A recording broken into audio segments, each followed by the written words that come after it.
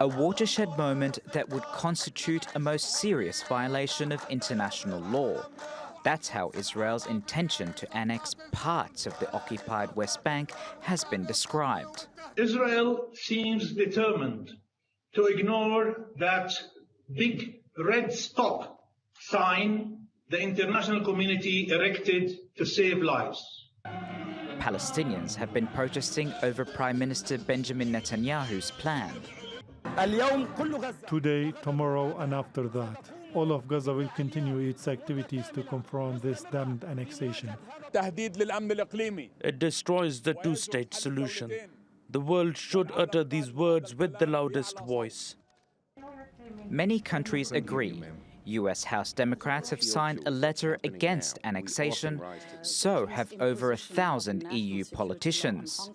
The West Bank has been occupied by Israel since the Six-Day War in 1967, but Palestinians claim historical rights to the disputed territory, and some Israeli Jews are on their side.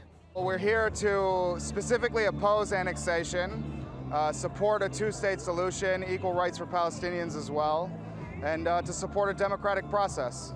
But about 430,000 Israeli Jews have been living there in settlements considered illegal under international law. Some analysts have likened Israel's annexation plan to a modern-day version of apartheid-era South Africa. The tyranny is terrible. I believe it brutalizes Palestinians and it brutalizes us, and as I say, I'm totally against it. But apartheid, no. And the reason for my focus on this is that it's a deadly word. It has become a deadly word. It took place straight after the end of Nazism. Israelis who support Netanyahu say Jews have a biblical claim to the West Bank, and they have US support. Should Israel decide to extend its sovereignty, it will be doing so with respect to areas over which it has always maintained a legitimate historical and legal claim. The decisions about Israeli and extending sovereignty to other places are decisions for the Israelis to make.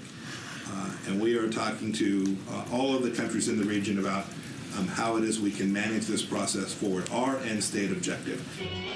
As Palestinians demand action to be taken to prevent annexation from happening, the UN has reiterated calls for Israel and Palestine to return to the negotiating table. But Prime Minister Netanyahu seems determined to fulfill a long-held promise. He says annexation could begin as soon as July 1st. Suhail Damouni, TRT World.